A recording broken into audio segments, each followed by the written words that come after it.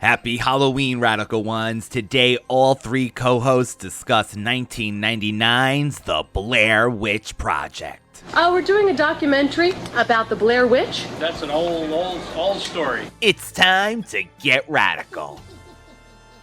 Said he's having no trouble. It's simple. Hello there. It's showtime. What is this, trick or treat? Did I do that? Good morning, Charlie. Sailor Moon, the champion of justice. Deal with it. Daddy would have gotten us Uzis. The power is yours. Get down, honey, get down. And look, I won't go far, okay? If the apocalypse comes, Hold your fire! I'm a human! Grace Jones. Thunder. Thundercats. Power of 3 will set us free. Power of 3 will set us free. Power of 3 will set us free. But I ain't one to gossip, so if anyone asks you ain't heard it from me. No, you have. No more room in hell. The dead walk here. Dooby-doo!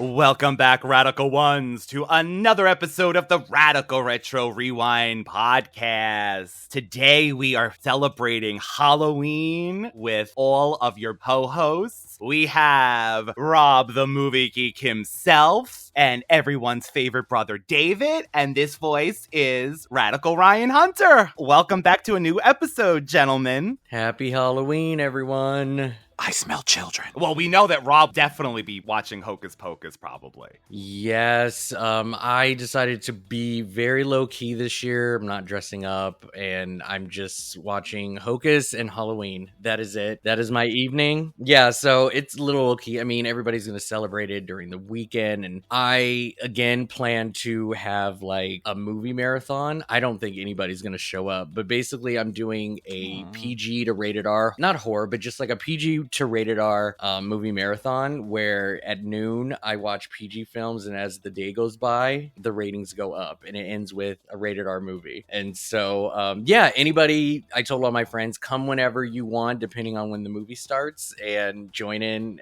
whenever you want in the marathon. So just out of curiosity, what would be the first movie like to kick you off in the PG era? So I've already compiled a list. This is, I plan everything out. So the first movie is Casper. Underrated. I hadn't seen it in a while. At 2 p.m. it's Goosebumps, the Jack Black version. And 4 p.m. it gets a little scarier. It's PG-13, Scary Stories to Tell in the Dark. 6 p.m. Is another PG movie, Lights Out, which surprisingly is PG-13, but it is scary. So Lights Out. And then 8 p.m. is the last movie. It's rated R. It's called Haunt. Oh, is this the one that's based on the people going to haunted attractions and they get like kind of taken? Well, it's very vague the way you just said that. There are a billion movies that do that exact plot, but this one I believe it's like 2019 or something like that. It was definitely before 2020, and these people go to the scariest haunt ever, and it's very realistic, but the people inside are real killers and they're just trying to survive. And I'm not a big fan of haunts at all, so that movie is terrifying, and I definitely recommend it. It's so good. I was just gonna say, I remember I just sent Rob a few weeks ago like a video of one of these haunted attractions on Long Island. He was just like, nope. Yeah. So this was like real horror for Rob. Yeah. But honestly, that concept is not foreign because I know that some of our crazy family members have always said to us, what happens if someone really is in there and they do stab you and you think it's part of the act or the show or whatever? And I'm like, yeah. This is my home, which I am leaving the comforts of for the weekend to explore the Blair Witch.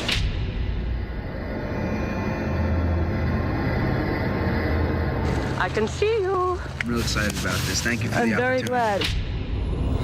This area's been haunted by that old woman for years. I don't know why you have to have every conversation on video. Because we're making a documentary. Not about us getting lost. We're making a documentary about a witch. I don't. Lost? Admit that first. No, I know we're not lost. They're all over the place. So how do we know it was people? Well, even if it wasn't, I'm not going to play with that either. And it's all because of me that we're here now. Hungry and cold. and hunted. Just want to apologize to Mike's mom and Josh's mom and my mom. Tell me where you are, Josh!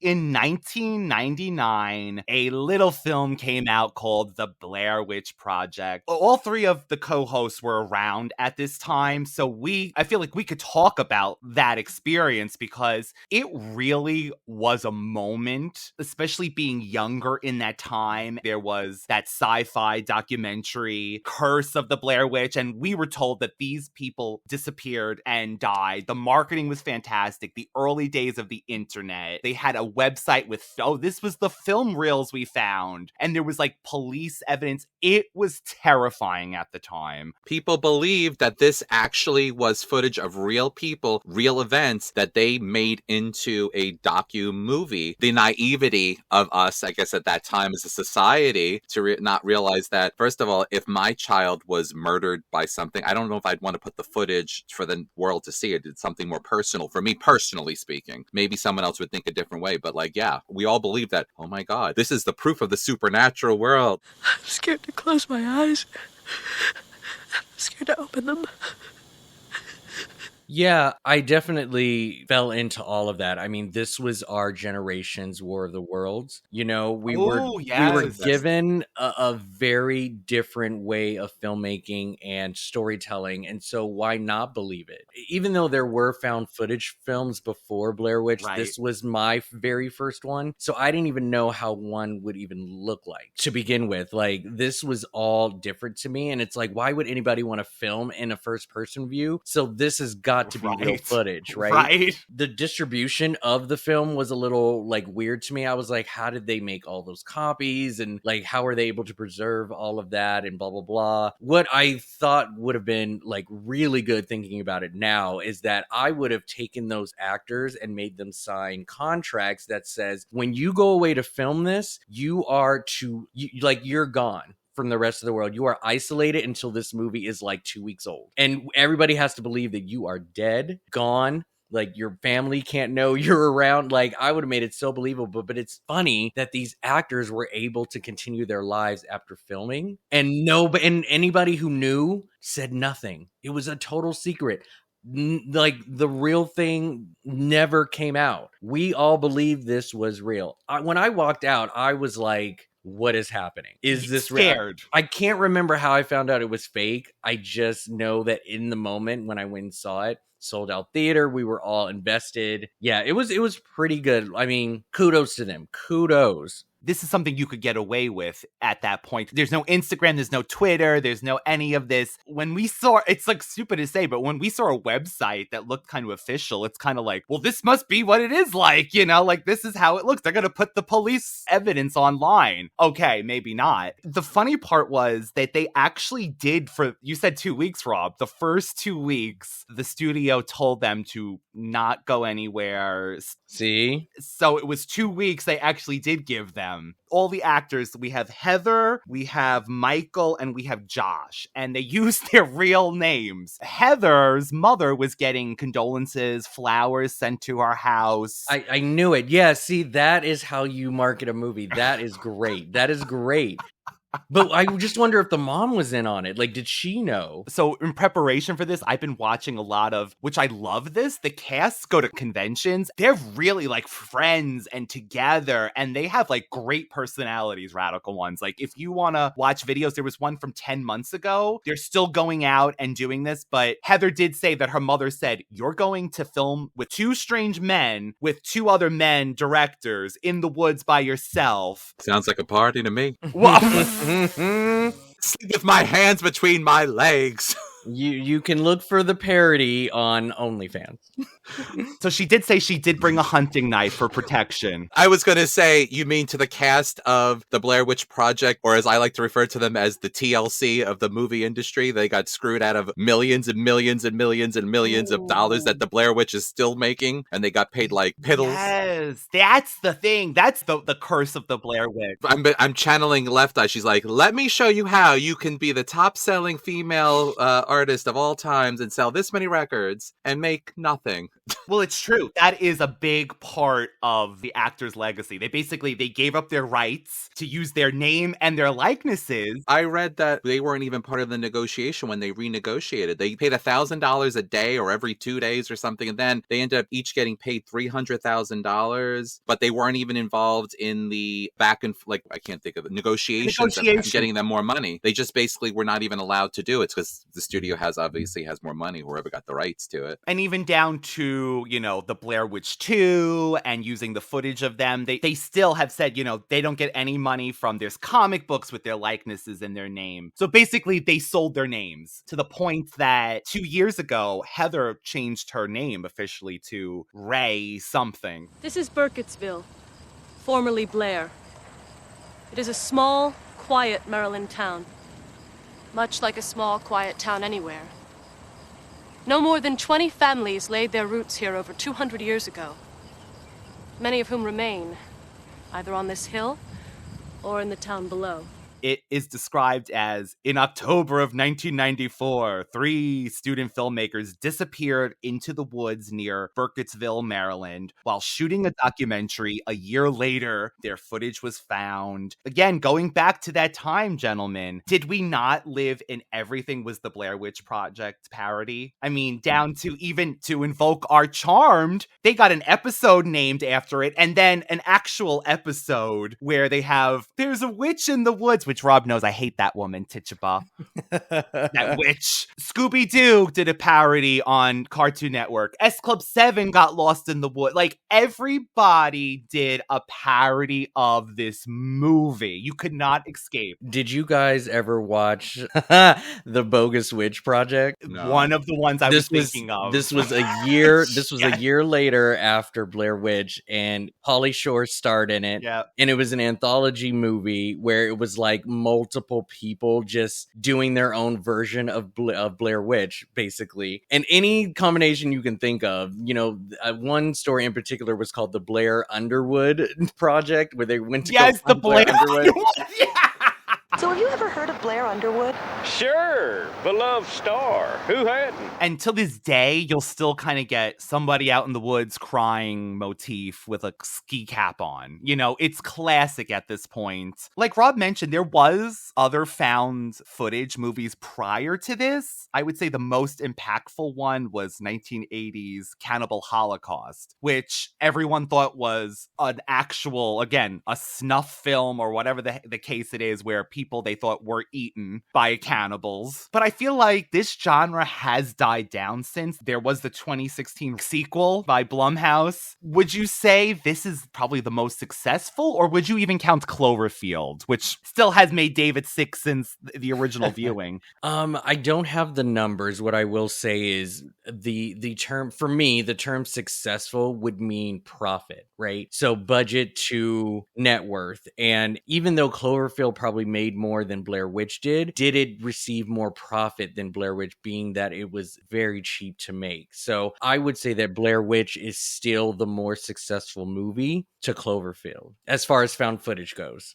I think you're right. So it took 8 days to shoot the film. The final day of shooting took place on Halloween. Hey, happy Halloween. The crew had planned on wrapping a day before, but the camera ran out of batteries and they had an additional day of shooting. But get this, they made this movie so cheap, to your point, that the cameras used, one was bought at Circuit City. Rest in peace, Circuit City. You don't exist anymore. After filming was completed, the producers returned the camera for a refund. And then they also sold the other camera on eBay following the production. So the 2 cameras that were used in the film, they got the money back for that too. Very good. So what's up? You think, what's your take on the Blair Witch at this point? Do you think she exists? I don't know. The actors actually were led to believe that the Blair Witch was a real curse and a real local legend. They had no idea that this was all made up. We have Heather, we have Josh, and we have Michael. So, gentlemen, let's talk about these characters, because I feel like you hate them or you love them. I don't necessarily have too much of an opinion about these guys. I mean, if you want to talk about them as actors, I think they all did a phenomenal job on invoking fear color and narration and storytelling, because we weren't really given anything visually as far as a witch or anything that may or may not have been out there, messing with them. And so their storytelling and the way that they, did the cameras and everything, I thought were really good. As far as the characters themselves, they were all pretty frustrated and annoying in their own right. But I mean, who wouldn't go stir crazy out there? And from a third person watching, it's like, I don't ever want to be in a room with any of these people ever again. Hand to Jesus. Yeah, I'm not saying that they're horrible, but like, these were the three most mismatched people that should ever do any kind of expedition by themselves. They were not cohesive. They just literally brought a stranger. They had no idea who they are, how they react to certain things, and they've been put in a position to where they're lost, and they don't even know who this man is. It's just a very weird thing, but they were just so confident that they knew exactly what they were doing. No experience. As long as you know where we're going. Can you hang? I know exactly where we're going.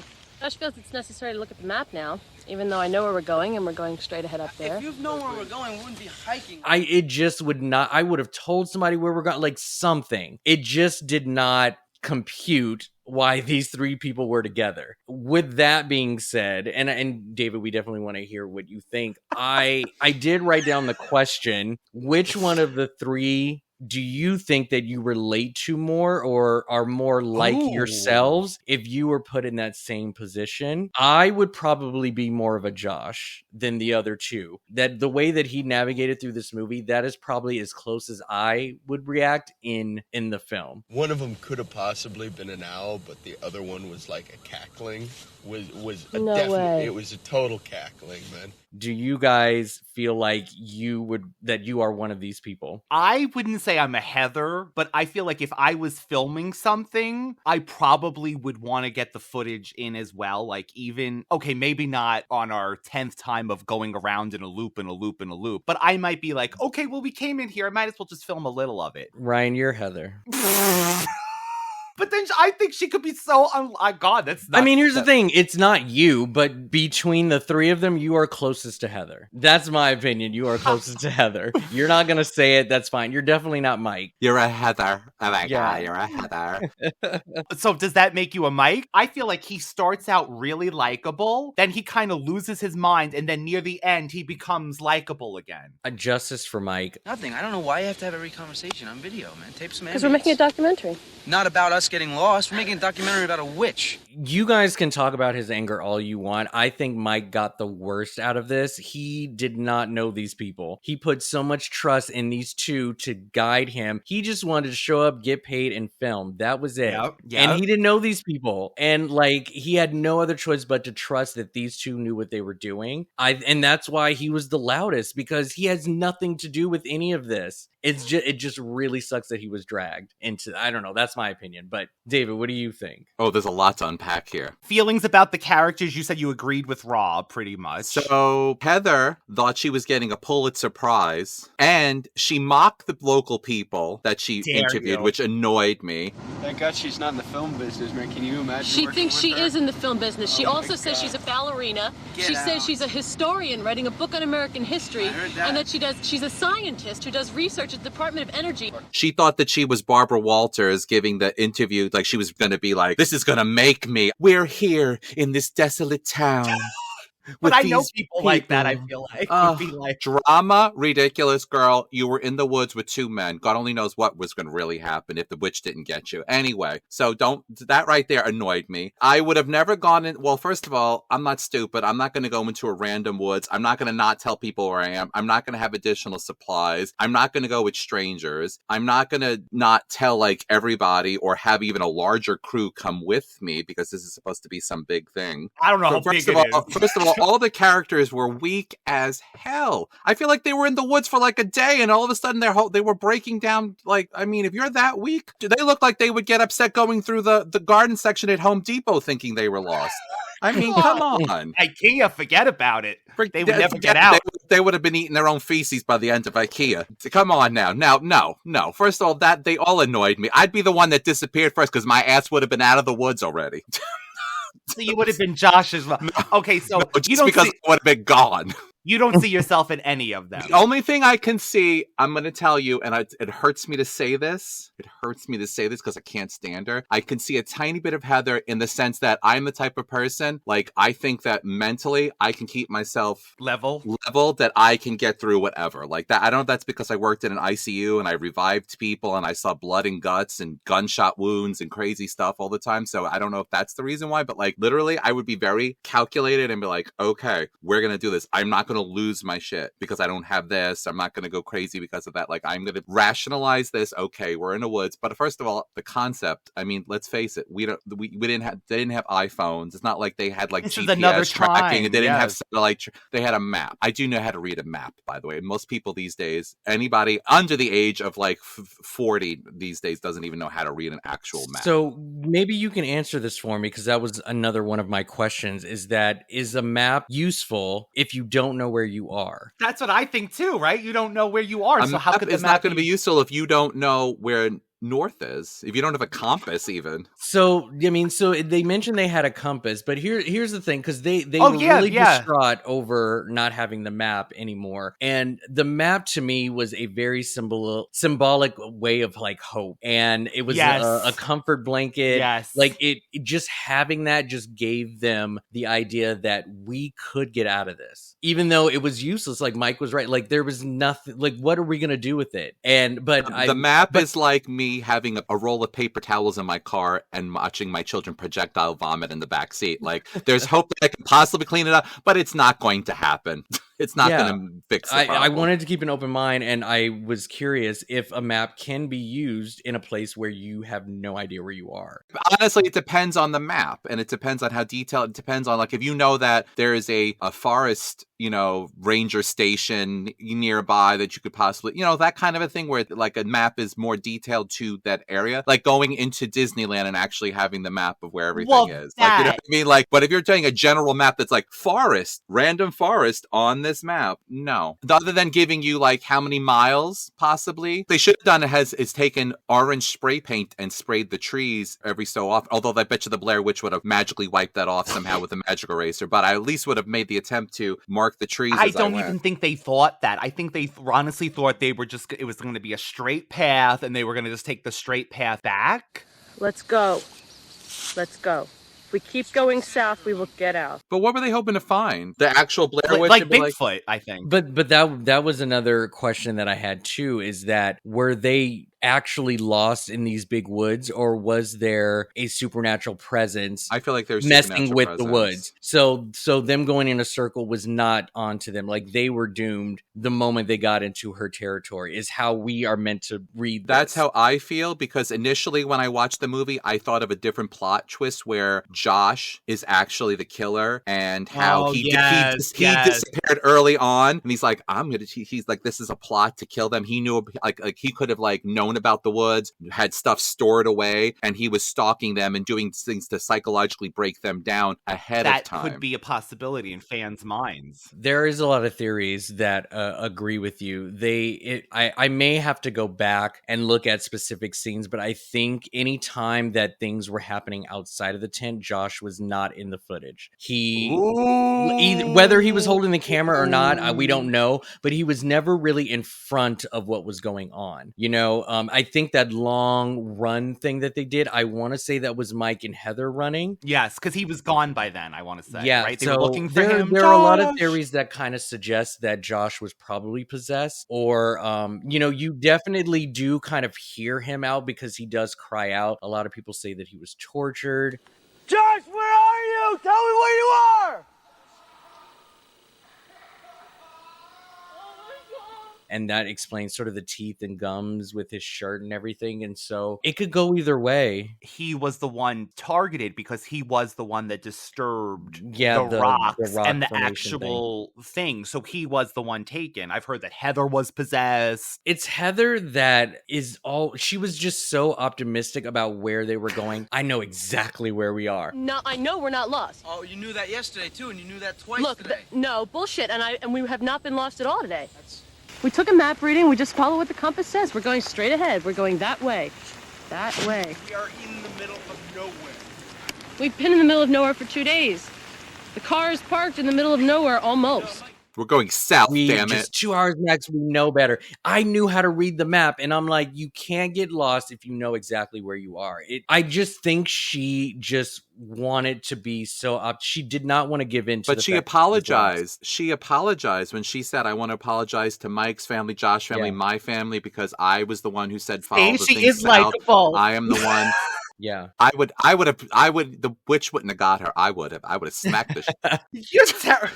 Yeah, they highlighted to see the log for I think a 4th or 5th time, and she finally gave in and was like, we're lost. I don't know where we are anymore. And that's when she lost it. Like, she tried to hold on, but finally it broke her, and it was like, you have to give in to this. But it's like, what do you do when you admit to that? Like, do you just give up? Do you just complain and vent the whole time? Pray to Jesus. I don't blame her for trying to keep everything together and together, but this she seemed a little gatekeepy with the map too, which also kind of annoyed me. I didn't understand what her fascination was to be sort of that navigator. I think she wanted to be the leader or in control for sure. Like this was her she definitely wanted to be in control, but I mean, not to say that the men would have been better, but don't claim that you know exactly where you're going when you don't. Like that, just you're not gonna come out of this a hero if you aren't honest. She had no idea. It's very hard to get lost in America these days, and it's even harder to stay lost. So we have that on our side. Was it blind ambition? Yeah, no, I mean, I just think she was just self-reliant and overly confident that she knew what was going on. The minute she admitted to herself that she was lost, they would have probably died 30 minutes earlier. You have to, somebody has to be there to keep the train moving. And that's what true. She did. But do you go to the house? Well, they were looking for Josh at that. I mean, they were desperate. Would you go into the house? Watching it in theaters, I'm like, y'all better go into this house because y'all ain't doing nothing. There's nothing going on. Hurry up.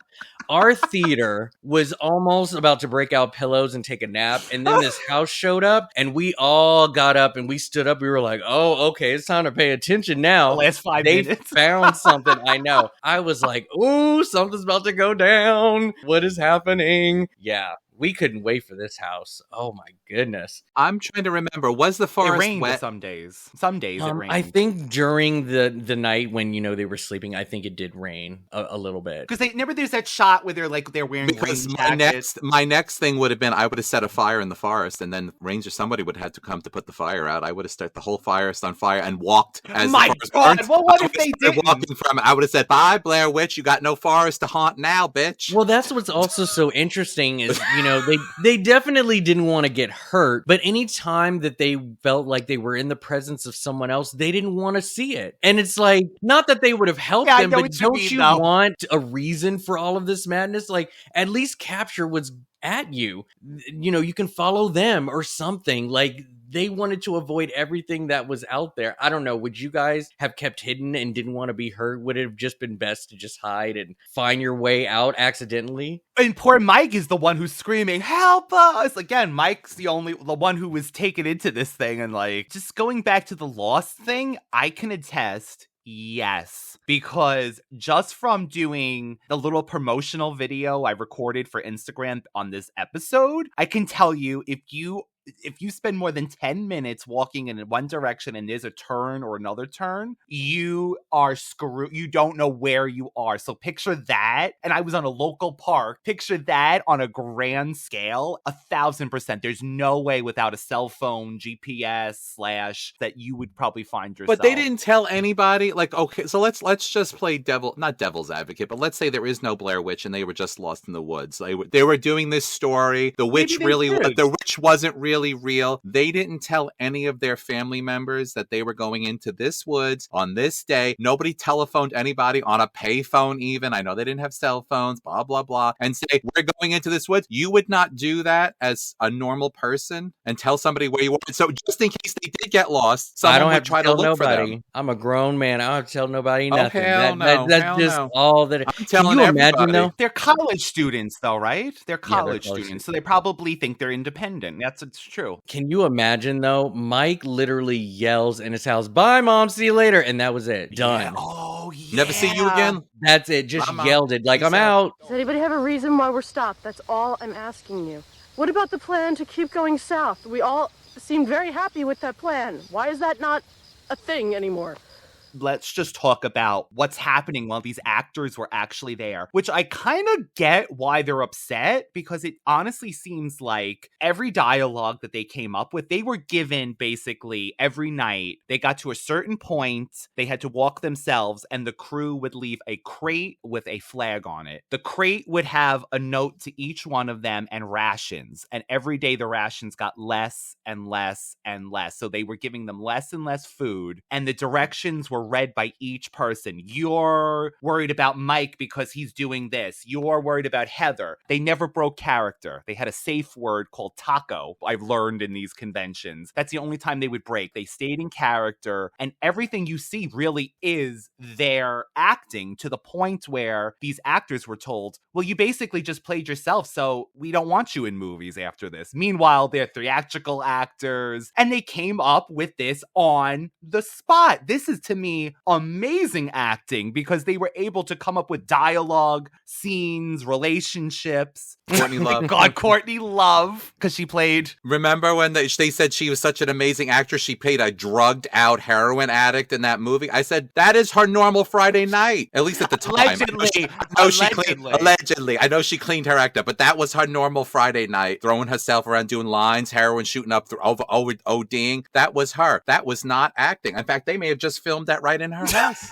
God. I understand where they could say you're playing yourself, but that was a different dynamic. With this, just to go back to, they were also given film reels, and they had to do even the filming themselves, putting the film reel in the film. Yeah. There are two shots, and Rob brought up one of them, the actual running, and when Heather goes, what the F is that? So there's two stories with this. One, they did it 5 times, and each time they panned, and they actually did have someone dressed. Heather, the woman / whatever, the real Heather, said it looked like a mummy. Okay. And every time they cut to it, the reflecting of the lights did not look right, and they ended up cutting that out. But then the other tale is that when they panned, the person missed it, and they didn't get the character that was supposed to be the witch. But honestly, I think this worked out in their favor. Well, I always thought, I mean, if they needed some kind of visual thing for the cue to say the line, fair. But even if they didn't use anything, I think just the idea of her screaming it in general does wonders for the movie, because that, even though we don't get to see what she saw, it's still telling us that they're dealing with something out there. Something out, yes. Yeah, so whether there was something or not, I felt the line was impactful. Do you feel like they become mad, like crazy? The madness takes them, because towards at the very end of the movie, you hear Josh yelling. They go into this house, and they're like, "Wouldn't you have stayed with Mike? I would have grabbed Mike's hand like that was the last hand I was ever going to touch. I wouldn't have let him run off. I would have grabbed that. I would have jumped on his back if I had to. You're not going anywhere without me, fool." Yeah, I wrote that they are both going to the same destination and still managed to get lost from each other. I didn't understand that whatsoever. These people would. Mike, where are you? I'm right here. Where is he? Mike, please run. I would have tied a rope to him or something. They were super loud. I'm like, you have no idea what's going on in this house. You are making your presence known so much. And you're like, at this point, you don't care. Please come out and get me. Just kill me. If you're going to search for Josh, do it discreetly. It was just weird how they still managed to get lost in the same house. That house, yeah, that was wild. That was wild. So this is what happened. So Josh was given directions that after everyone went to sleep, he was to go to a certain point. They told him, okay, this is your last day. It was originally supposed to be Michael, but they saw how the dailies were going because they left the footage every day too. That was the footage. They took the food and the notes. And Josh, they recorded his screams to play on a boombox. And Heather said, F this. She goes, I wanted to be the one that left. She wanted to eat. She wanted to go back to a hotel, she said. Like, when she found out that he was the character that got kidnapped, she's like, oh, damn. They were then given this direction, and that might explain it. Michael was given the direction, you are going to run ahead, run up, and then down. He had no idea there was going to be a house, so he said when he comes on and he goes, oh, shit, there's a house, that was his direction, and that's when he said, I realized that's what running up and down meant. Come on, Josh! I'm getting downstairs. Come on! I hear him downstairs! Come on! Josh! Do you think it would have been more powerful too if they had done some jump scares on the actors? Did they? Well, they did. They did. They said the sounds that they heard every night they would torment them. They said, and Heather said it wasn't right after sundown when we went to sleep. She's like, no, they had to wait till 3-4 o'clock in the morning after we were actually sleeping to rustle the trees, do the tent, all that stuff. They actually did that to them. That's my normal life, Ryan. That would be a tormention like that. So what do you guys think of the iconic stick figure, which evidently the giant one with the leaves is referred to as Chewbacca? Do you think it works? I think that's one of those parts in the movie that are like, okay, this looks real. This looks like something you can make for in the sure. woods. I mean, it kind of symbolizes sort of a stick figure, a person. It's easily identifiable. So I think stuff like that, it's easy to relate to and connect with, and therefore get scared by it. If it was just a weird symbol and we didn't know what it was, I would feel more confused than worried or scared, So I think the simplicity of the sign is pretty cool. It's a little like the cross and everything. Like it's very recognizable. So I think it works. I was going to say this is what it reminds me of. If anybody knows the band Christian Death. Oh wow, that is very similar. That. Yeah. Wow. So it's a goth band. Okay, what is your natural inclination? I mean, I understand if you give up, you give up. Like, wouldn't you like pick up a stick, a rock, or like try to wouldn't you want to even remotely defend yourself at that point? You mean like once they approach the house, or just in general? Like in general, like you wouldn't just be like, let me at least have a fighting chance? Like if sure. you're gonna... I mean, I think at some point I would want to see the evil that is after me. Just staying hidden the whole time does not do a justice, because if I'm still going to be wandering around wondering where I'm at and starving, it's not like I'm giving up and take me, but it's just like I want to be able to have a fighting chance to either see what is going on or defeat what's going on so I can get out of here. I would have had my Jennifer Love Hewitt moment. What are you waiting for? What are you waiting for? My God. Yeah, they just really thought they could get out on their own, and so they just stayed hidden the whole time. But I honestly would have just cried. I probably would have just picked a spot and stayed there. Like again, I'm a Josh. Like, just find me here by the tree with the vine. That's where I'm at. Just go get help. I'm not moving anymore. Like, this is just torture. The tree with the vine. Such torture. Yeah. Do you think that if they had not gone into the house, they would have wandered more and survived because the Blair Witch wanted them to go into the house so they could be bludgeoned to death or whatever? Well, we had talked about it earlier. It seems that the woods was manipulated by supernatural effects, and therefore it was time for them to go to the house. Whatever ritual or thing that they were doing, maybe they were trying to play with them to get more of them in the fear, and they were like, we've had enough, we're full, now it's time to take their asses out. And so they were like, now we are guiding you to a destination instead of wandering around in circles. And that's what I believe happened. I think so too. I think the screams of Josh were meant to lead them there so they could finally, end both of them all together. I'm going to be honest with you. I didn't know Josh very well, so I would have said, I'm not going there. Josh is screaming. That's horrible. That's horrible. There's no way he's still alive. That's a fake. No, that's a fake I honestly give them credit for that. Josh, I'm going the opposite way. No, I would like to think, though, if you're in this and you've bonded, I really think that they were turned on each other in the first... They didn't even walk into the woods yet, and they were already on each other's throats. But did you notice, though, there was that after Heather has that breakdown over the map and give me the compass, I know how to use the compass, like we were saying. After she has that breakdown and they kind of like turn the camera on her, I think they kind of they were all in it together. That's how I took it. They stopped, her and Mike didn't fight anymore. I think they were just desperate and they just wanted to get through this and get out of this alive if possible. So I do appreciate the fact that they were willing to find him, because Heather did have a history with him. No offense. Like, she should have been the one to been like, I want my friend to be found. I would hope in the situation that someone would do that for me. So I'm just letting you know, if all three of us got dropped someplace, you're not leaving my side. Well, Rob will be at the tree with the vine. We're gonna get very intimately together, because you ain't even going to take a pee without me being there with you, because you're not disappearing. So that would be the sensible thing, but of course they had to do what they had to do. I just thought this was really cute, just to mention really quickly. You know the famous woman, in the beginning, the hairy like a horse on her arm, on her hands and everything. It was like hair, like a real dark, almost black hair. Like a horse. Like fur? Yeah, like a fur, like horse fur. Then her arms, she had like a shawl. Right. Wool shawl over her. And she scared you? She threatened you? She didn't say anything. But she just kept staring, and then she Right. opened up her shawl. And what was under there? And under it, there was hair on her body like a horse. So she was hairy from head to toe? Yeah, and her legs, and you could see Right, how she about was her a face? female.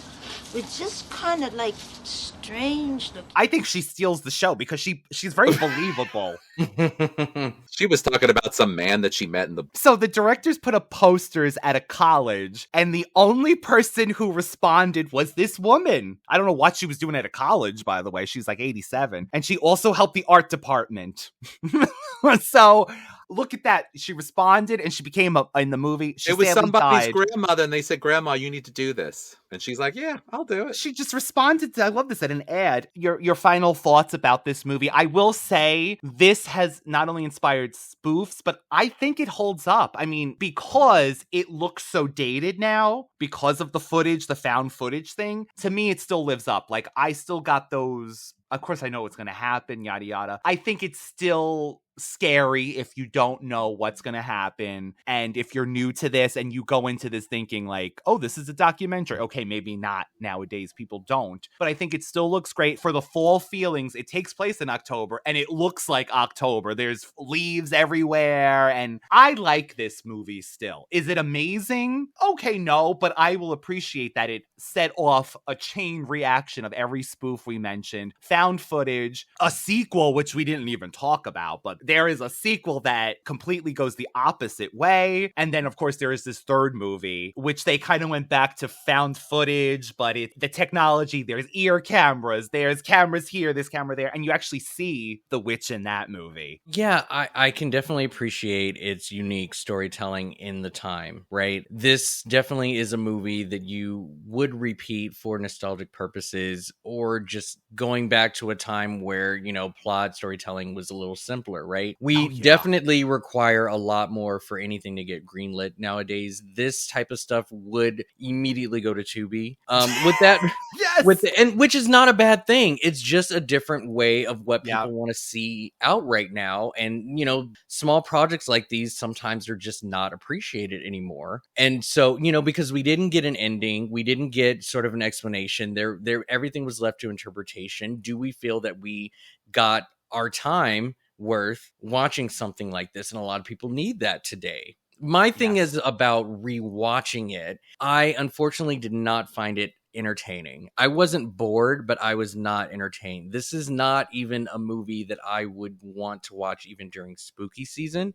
There were definite moments in the movie that invoked curiosity and fear again, like hearing the kids cry and laughter and all that. Like that was because for me, I don't hear nothing for days, and all of a sudden there are actual people and things happening out here that know where we are, but we're lost. Like that is terrifying. But outside of that, it was just them running around, and I'm not entertained by that. The movie is not even 90 minutes, which I also think is a great strength to them too. Yes. It didn't feel like it dragged, but at the same time, if you were desensitized at this point, I don't know if this movie holds up for me, but I think people who are not used to horror would really get a thrill if that's what they're looking for. First time, maybe viewers of horror, like new to horror genre. Yeah, I think also because I do know sort of the truth about the movie, it's not necessarily that big of a deal. But yeah, unfortunately, I just wasn't as entertained as I'd like to be watching this again. So that's my thought. I gave you back the map, Heather. I gave you the map. I gave you back the map. David? I honestly think that the reason why this movie did as well as it did is just the time frame that it was in. The innocence of it, people actually believing that these are actually footage of people that were doing a documentary that actually was found, the playing up of the fact that they did other, like you said, other documentaries or other faux documentaries on trying to like make this like an unsolved mystery, which was a big thing back in the 80s and early unsolved mysteries. I remember that was like huge, all these different, and now that we have those crime things too, that are really big still. I have to agree with Rob. When I went to watch this, I was like, thank God. I was like, oh my God, I thought I remembered it being like 2 hours and it dragging, and I was like, oh hell no. Then I'm like, oh yay, okay. Yeah, it's short, which I honestly like, think it follows that formula, and Ryan and I have talked about this, like when we and even probably I'm sure Rob and you have talked about like the whole zombie thing where either people like the zombie movies where either people like become like madmen, like either they become crazy and they break down and they just like lose it and they are like a detriment to everyone around them, or they become like freaking what's her name from the Terminator, Sarah Connor. Sarah Connor, and they're like yeah, I'm gonna like fight, and you become pinpoint and you're hardcore. Yeah, like that character flaw really annoys me, because in life we are faced with so many things that go on in life, and I guess I'm judging it by what I've been through in my own life, that I wouldn't break down if tomorrow or if I would have to try to rationalize the situation, see how we can analyze what's going on and see if we can get out of it. I become very like laser focused and kind of like when I'm in certain situations. So I guess that's just how I am. I wouldn't break down immediately. I felt like their characters immediately broke down after a very short period of time. I'm scared to close my eyes. I'm scared to open them. Do I think it was a cool movie? Yes, it launched a lot of different things. It's out there. It is part of that. Like if you're looking at horror movies, like at the top 50 or whatever, it's on there. It's got to be. Yeah, it's a milestone. It exists. Yeah, it's exactly. Yeah. I just want to say for any late millennials and Gen Zs, man, the experience of watching this with the idea of it being completely 100% true is an experience that I wish you guys had. Like it was insane. Like I was with friends and we all had no doubt that this was real. There was not a skeptic person in our group. We kept that alive, and we really watched this with the intentions of like, I can't believe this happened to these people. And it just made for the experience. It made it a whole lot better to watch. And so I'm very grateful that I got to experience that in my lifetime. I think, and Rob had said it best, like War of the Worlds. There are literally people that committed suicide thinking that, which is really horrible. Mm-hmm. In that sense, because they thought that we were being invaded. There's always going to be, and I think I'm also looking at it from more of a tainted wave. Like I said, we're so like glued to our phones and technology, and like I could GPS, I can do like a Starlink satellite and find out where I am in the woods, or I can, you know what I mean? Like, well, that's why this is a product of its time too. That you can't, like a 2016. Yeah, lightning it's not going to strike again. There is that. No. There would have to be a much more like beyond belief sort of a thing for people to believe that something's happening. Literally something coming from the sky. So definitely a product of its time. I will give it up to the actors who evidently have lost residuals like you were talking about. They really did a fantastic job. The woman who now Heather, she said that people, when they found out that they were still alive, people were pissed at her that she wasn't dead. So she went through that too. She's like, can you imagine being in your early 20s and people are saying, you're not dead? How dare you not be dead? And things like that. She's the Jake Lloyd of horror films. Oh my God. Poor Anakin. Radical Ones. It's on Peacock. The sequel is on Peacock. And the third movie is also on Peacock. There is another movie in the works, this time supposedly with the original directors. So I think, again, just to go back to that found footage, I don't know if that's the way to go with these Blair Witch Project movies, but we'll see. So with all that being said, if you enjoyed this movie, or if you didn't enjoy this movie, Rob, do you have some recommendations for us? Rob's recommendations. I do have some recommendations, and I really need to keep track of these. I hope I'm not repeating any movies over again, but I do have some. I feel that those who enjoyed this movie didn't mind the less jump scares. They were more enthralled by the storytelling, the backstory of said supernatural, and made as down-to-earth and realistic as possible. And these are the following films that I think will invoke one, if not all of that. The first one that I want to talk about is 2015. I came across this movie, I don't know how, but it just popped up and I was very curious about it. It looks like it's a little bit of found footage, but like the grittiness of the filter, and it just makes everything look a little real. And it has a low cast and it's low budget, but it's impactful. It's called They Look Like People, 2015. Anybody heard of this? No, never. You've piqued my interest. This is also on Tubi. I will read what they said. I don't want to give anything away. I think this movie should be watched blind a little bit. Suspecting that people around him are turning into evil creatures, a troubled man questions whether to protect his only friend from an impending war or from himself. So basically, it's a little bit like Frailty. This guy runs into an old college buddy, but this buddy thinks that real people are turning into evil creatures, and he has been blessed with the power to see them. And so these evil creatures look like me and you. So he could just be out there taking people out. He doesn't really know his friend very well, but he has a very close sort of bond with him just from memory, and he doesn't know how to navigate this friendship with him.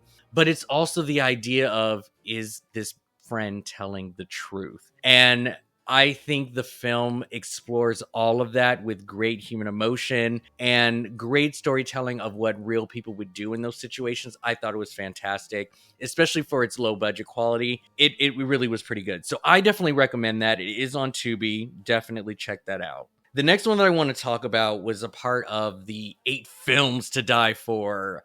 The horror, I forget what the name of the festival was called, but there was a time and place when 8 films came out each year. They were all very independent. This was one of them, and it was a very popular one. This is definitely done in sort of a found footage way. It's called Lake Mungo. Lake Mungo, I think, if I remember correctly, it involves a family who believed that there were something supernatural going on because one of the family members went missing, and it was just chronicalizing just them trying to search for them, but then all this unexplained stuff was happening. I won't say any more than that, but apparently like the twist at the end is so big that nobody saw coming, that with all of this storytelling, it actually hits hard. And I did watch it recently for the first time this year, and I gotta say that all the rumors are true. Is it as entertaining? Not really, but again, the movie in itself is very, very similar to Blair Witch, so if you liked it, I know you'll like Lake Mungo, also on Tubi. The third one is just a found footage film that I find to be one of my favorites out of everything that's come out over the years, and that's the original VHS movie. It's so good. It's so good. The movie also inspired a spin-off movie because one of the characters stood out so big to audiences, they had to make a movie about her. VHS is fantastic. It's one of the best found footage films you will ever see, in my opinion. So I definitely recommend that. Still going very strong, I want to say. They keep making sequels. They are. They just released one last week called VHS Beyond, which has more of an alien sort of storytelling view. But yeah, I think the original was scary as hell, and to me, it still holds up. Now, if you didn't like the film, so listen carefully, David. These are your movies for you. I was going to say he didn't.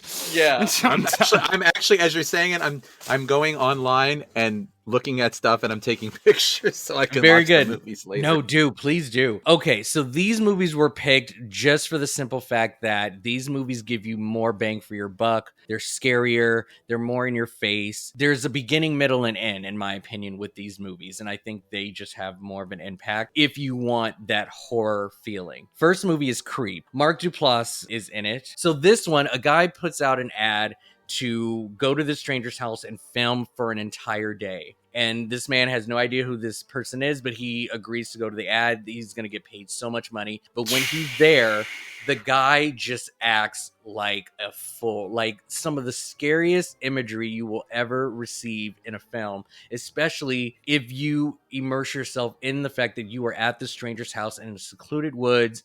There's no way to get out. Like, this guy just slowly breaks this man's down sanity on how much he can take before he's like, I'm out of here. And then obviously by then it's too late. most of you might know this movie from the infamous wolf mask that he wears. It may be on the poster in some, but this movie is heavy. It is scary as hell. It's found footage. It's wonderful. It's wonderful. So I definitely recommend watching this before they take it away. Hopefully by Halloween, they would not have removed half of the movies that I'm talking about. Yeah, Netflix, please. Yeah.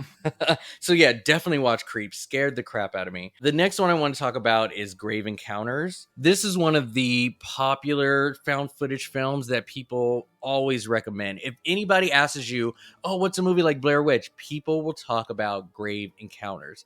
This movie has some of the best jump scares I've ever seen in a film. It is so good. But a film crew goes to an abandoned asylum or hospital and explores its whereabouts for TV consumption and likes and views and all that stuff. And just oh my God, like the way the movie progresses, it's insane how good it is. The jump scares are insanely good. It's a great movie. I think the characters, whether they're likable or not, they make sure that you are engaged and paying attention. So I definitely recommend Grave Encounters. The last one that I want to talk about is a movie, again, because I'm not a really big haunt person. I don't like going into this movie. There's two more after this, and I can't bring myself to watch them because I don't know if I can get through them by myself. This is the first Hell House LLC.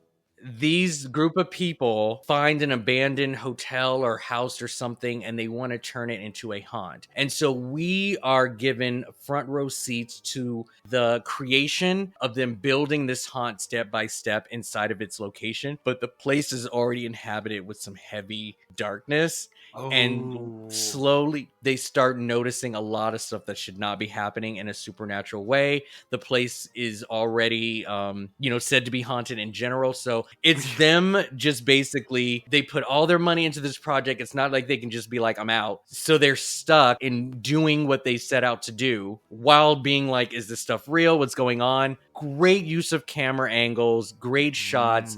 You are getting a POV front row seat. It is insanely scary. And I don't know how I'm going to watch the sequels alone, but great film. So if you didn't like Blair Witch, those three movies, I think will give you exactly what Blair Witch could have done. Wow. So something new that I am doing this season, in addition to recommendations, I am also going to list one or two films that have inspired me to possibly watch certain movies that I've never seen before. So you mentioned this a little earlier. In the Blair Witch, the movie Deliverance is brought up. I've never seen Deliverance before. So with Blair Witch, I am inspired to watch Deliverance someday. It is something that's been on my list for a while. I just always forget about it. Another film that I definitely want to check out. It's another found footage film, but I've never seen it, but I keep hearing it's amazing. But what happens is this movie keeps jumping streaming channels. So I can never find it for free because it always comes in and then they take it out after like a month. It's The Taking of Deborah Logan. I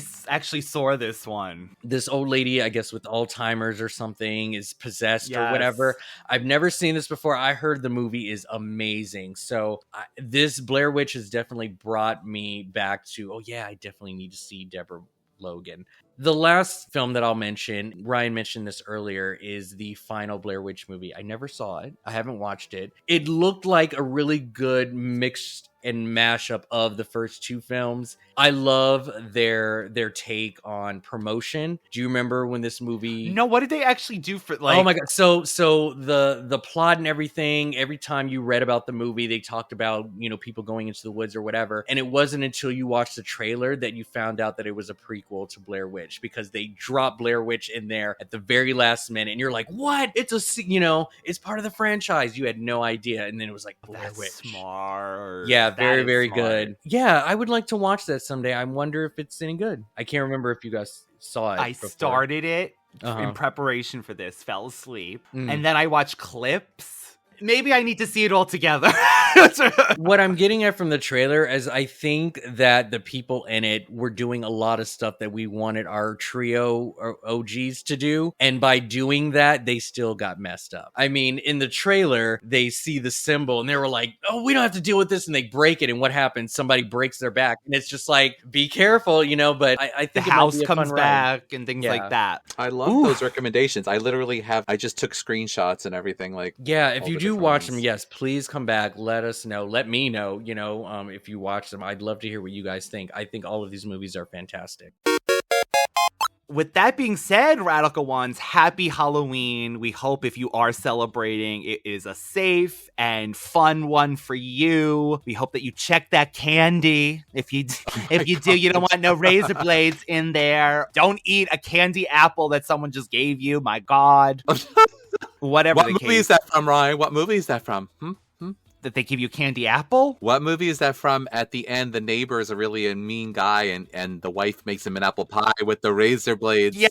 Oh my God. And then just dies. We just did it, Rob and I. Yes, you did. Oh my God. What the hell is the name of that movie? Night of the Demons. Night of the Demon. Night of the Demon. That was like one of my favorites. Go back, Radical Ones, and listen to that episode. I was very happy about that you did that one. Night of the Demon. And there's a few of those too. We'll probably get to them eventually. You can always reach Rob at... Yes, there is a second Instagram page, Rob the Movie Geek. Sometimes the Unique Geek will come up, but yeah, Rob the Movie Geek, all one word, on Instagram. And David, you can find at Universal Appeal 2020, all one word, on Instagram, as well as the Radical Retro Rewind podcast, one word, on Instagram as well. Of course, all of these links are in the description box below. So happy Halloween, everybody. Live it up. Eat some candy, like we said. Check it first. Stay radical, everybody. Stay radical.